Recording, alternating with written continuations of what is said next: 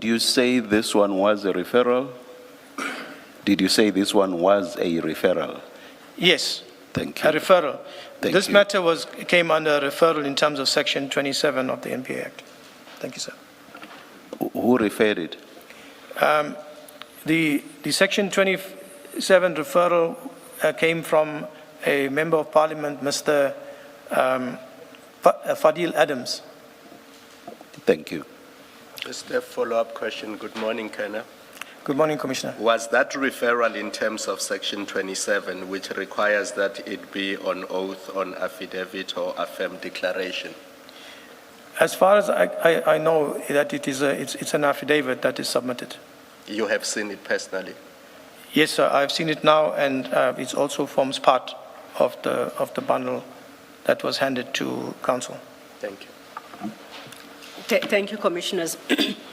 Colonel, that then leads us to paragraph 2.3 of the subpoena, which required you to address, quote, allegations concerning your role in interference in criminal investigations and prosecutions, unquote. And I think you deal with that issue together with paragraph 2.4. So I'll put what paragraph 2.4 of the subpoena stated so that you can answer them together as you do in your statement. At paragraph 2.4 of this subpoena required you to address the, I quote, the effect of such conduct on the functioning, integrity, and independence of the criminal justice system, close quote. So those are the two, and you deal with those at your paragraph 11 at page 4 of your supplementary statement. Thanks. Thank you, Council. My response to it and how the summons, I responded to what's in the summons. And my response was the allegation is vague. It does not contain evidence in fact showing any interference on my part or on any investigations and prosecutions. Then I elaborate that the IDAC operates on a prosecution investigation methodology which is headed by a Deputy Director of Public Prosecutions. It discounts personal influence on investigations and prosecutions. To elaborate on my answer, I'm only an investigator that goes out and investigates. I have no authority or power to influence prosecutions. I go out, I'm directed by the prosecutors, investigate, collect the evidence is presented. There is no way that I can interfere with prosecutions and who must be prosecuted. That is in the domain of the prosecutors. Thank you. If we then turn to the next issue raised in the subpoena, that would have been raised at paragraph 2.5 of the subpoena, and it reads, paragraph 2.5 required you to address, quote, allegations concerning the existence of a quote-unquote IDAC cabal in SAPS and your role pursuant thereto as made by Mr. Tulani Shongwe during his evidence at the Commission on the 30th of June 2026, end of quote. You respond to that contents of that paragraph at your paragraph 13, page your 12. Paragraph 12, page 5. If we could turn to that. Thank you. Thank you, Council. Chair, Commissioners, I have no knowledge of an existence of a IDAC cabal in SAPS. I also have no knowledge of a IDAC cabal within IDAC. It follows that if such cabal exists, I have no party to it. I've never investigated such because I don't know of it, and neither am I involved in it. Before we leave that issue or your paragraph 12, is there anything else you'd like to add to that answer? Is there anything else you'd like to add to what you have stated in paragraph 12 before we leave your response to the question posed to you in the subpoena? Nothing else except that I have no knowledge. I have no involvement in any of it, and I have no knowledge of a cabal or party to anything of that sort. Thank you. The last question then was reflected well, the penultimate, actually, paragraph 2.6 of the subpoena. I'm advised that that question was erroneously posed to you in the subpoena because it does not, and I say erroneously because it does not concern any issue that you are required to testify on, or is there an allegation made to you regarding what's set out therein. I must, however, read it into the record because you have formally responded to it. Yes. It was just with that rider. Paragraph 2.6 of the subpoena required you to speak to, quote, your relationship with Major General Khan and allegations that you disclosed to General Khan and SAPS docket relating to an ongoing criminal investigation against him, close quote. That's what was in the subpoena, and you respond to that at paragraph 13 of your supplementary statement, page 5. Like I say, you deal with that issue to the extent, with the rider that I have provided, that it said it was erroneously posed to you, particularly insofar as it deals with the disclosure of a subs-docket to General Khan by you, relating to an ongoing criminal investigation against him. Thank you. You may deal with your contents of paragraph 13. My response, although it was not related to me, Counsel, my response for the purpose of the Commission Chair, Commissioners, is that I have never disclosed any investigation or any docket to Major General Khan. To elaborate further, I know Major General Khan. He's a senior officer attached to crime intelligence at the head office within the SAPS. He was one of the crime intelligence components head. I previously worked at crime intelligence and was a provincial section commander of security intelligence. Security intelligence formed part of the portfolio of Major General Khan as the national component head of counter and security intelligence. Major General Khan often chaired our organized crime criminal investigation projects at the National Evaluation Committee, NEC, at the head office of crime intelligence. I had strictly an official working relationship with him.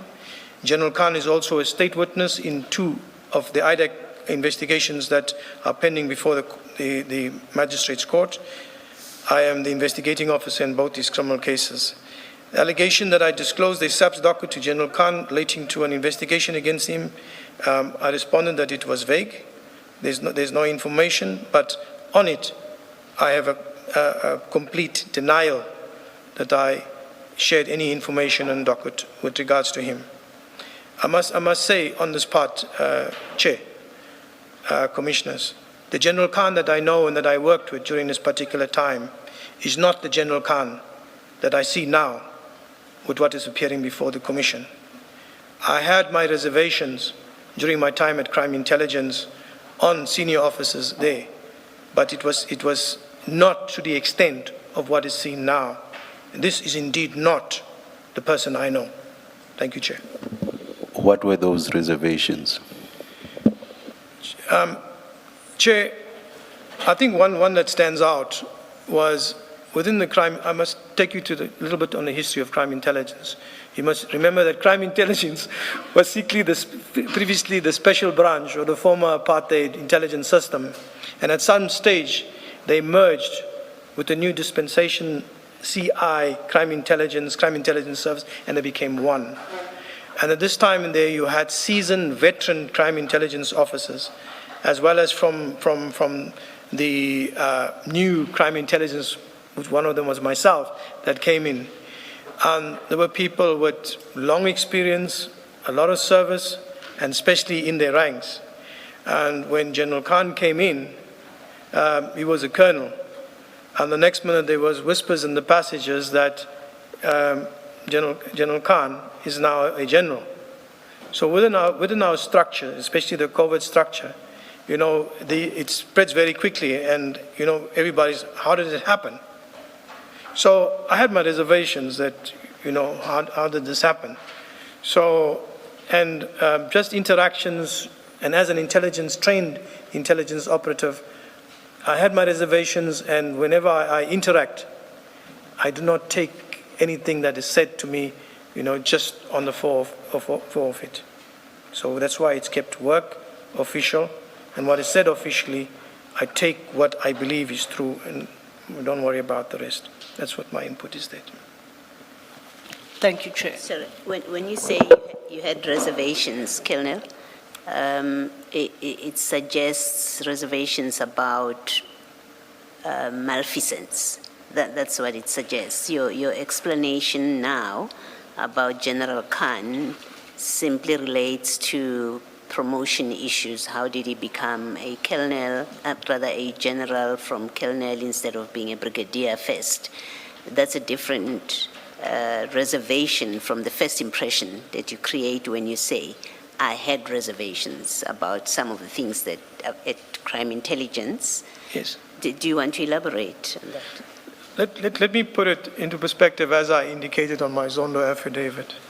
There were many things that took place during, and as mentioned by Mkonazi, which I support what he says about the corruption within crime intelligence. The possibility of being promoted from a colonel to a general, during that corrupt era, it was possible because you had people being recruited into a system. Some of them worked at supermarkets or wherever that came into the police, and at a later stage it was uncovered that they came in on the rank of a captain. So, and a prominent person's wife was also promoted to a full colonel within the system. So, when you look at it, is it possible that it can happen? Yes, it did happen. It did exist during those times. But the manner in which it was done is questionable. But there is provisions for it under deviation in terms of the SAPS regulations, where people can be a deviation from advertising a post and promoting a person. But to go and skip ranks, there are other people too as well that also went from colonels to brigadier to generals.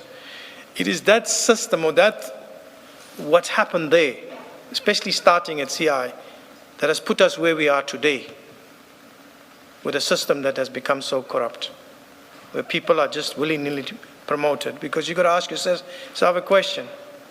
On what basis did that promotion take place?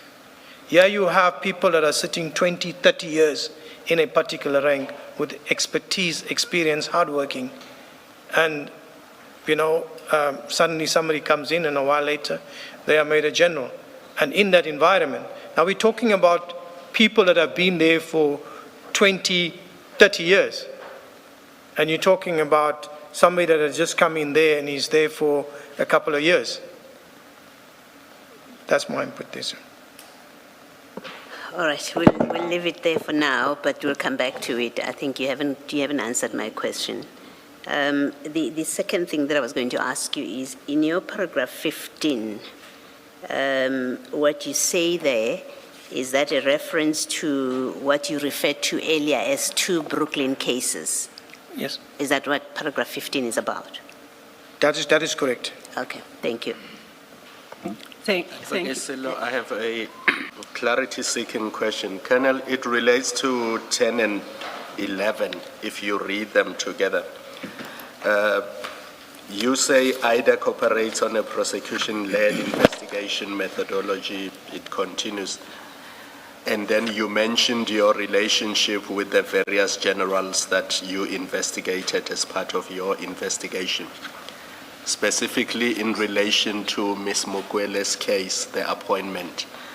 I just want to understand, in terms of procedure, how did you become involved in this investigation, and how were you appointed, and how was this case specifically allocated to you? How did that all happen? Thank you, Commissioner. Chair, as I mentioned in my evidence in chief, that the investigation starts from the referral where Section 2813 preliminary investigation starts. The process of the 2813 is to authorize a preliminary investigation and designate investigators, prosecutors to that particular team. So within the 2813, I was designated on that. But I also want to clear out something so Just we have an pause there. understanding. Who designated you? And then you can continue with the rest. I was of the designated by the investigating director as the head of office, one. And who is that? Advocate Johnson. Yes. So in the investigating team, the word lead investigator is utilized. I'm not the lead investigator. I'm a docket carrier for that investigation. There are other investigators that assist with that. So there's not one investigator appointed to go with it. There are several, and we all have different roles, in that investigation. You go and deal with that. You deal with that. You deal with that. And sorry to interrupt you. Who is the lead investigator? Well, when we look at the word lead investigator, because I'm the one carrying the docket. Yeah. So I am labeled now as the lead because most of the administration and everything I am doing. So I'm responsible for that docket. Colonel, you have to appreciate that we're not familiar with your terminology.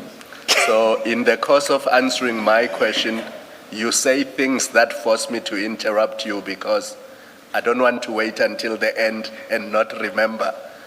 So just try to explain what's the difference between a docket carrier and a lead investigator, and give us a specific answer and a clear answer. Who in the Mokwele case is the lead investigator? Oh, in the team, there is a chief criminal investigator who is responsible for the criminal investigators. The criminal investigators in this case, who is that? Maybe let's take it step by step. There's a chief criminal investigator that you've now referred to. Who is that in this case? I didn't hear you, Commissioner. Do you need the name of the chief criminal investigator? You've told us what you do. You're the docket carrier, so we now have a name. The docket carrier is you, but you also say you've since become the chief investigator. So you have to give us the names so that we get to understand, more than anything, just so that we understand the structure, how it works. That's clear. That's clear, Commissioner. Chair, Chief Criminal Investigator Perumal is our chief investigator in that investigation team. So let me get back. Is that the lead investigator, or is that different? He's in charge of the criminal investigators in that team. So let me get back. So Commissioner Kumalo. I want to understand. Now, when Commissioner Kumalo was engaging you, you spoke about a lead investigator and about a docket carrier. Yes. Now, when Commissioner Baloyi is engaging you, you are referring to a criminal what? Chief criminal investigator. I want to know whether this is a third functionary or whether it's one of the two you've mentioned already. Is the chief criminal investigator one of the two you mentioned earlier, or is it additional? Is it a third functionary? You have the criminal investigators, the senior criminal investigators, and the chief criminal investigator in that investigation team. But I think just to get to Commissioner Kumalo, I look at myself as not a lead investigator. I look at myself as a docket carrier. But for the sake of it, lead, docket carrier, one and the same thing. I'll accept it as that way, sir. Colonel, I'm talking about a specific case, and Yes. that is a case involving the appointment of now Brigadier Mokwele, not the structure within IDAC. So just focus on this specific case. In this specific case, what was your role? Were you the docket carrier or were you the lead investigator in this specific case? In this specific case, to be clear on it, Commissioner Kumalo, it's not the structure of IDAC that I'm explaining. It's in the investigation, the designations. You have a chief criminal investigator that designation is the investigation of the Mokwele case. So in the Mokwele matter, in terms of investigators, you have appointed investigators, criminal investigators, and a chief criminal investigator. So the chief criminal investigator is responsible for the senior criminal investigators and the investigators.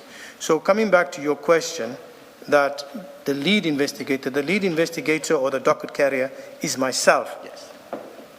But I report to all my work and everything that is done has to pass through the criminal investigator, chief criminal investigator. And that because would be Mr. Perumal. That will be Mr. And Perumal. who designated you? Was it Mr. Perumal or Advocate Johnson? Advocate Johnson.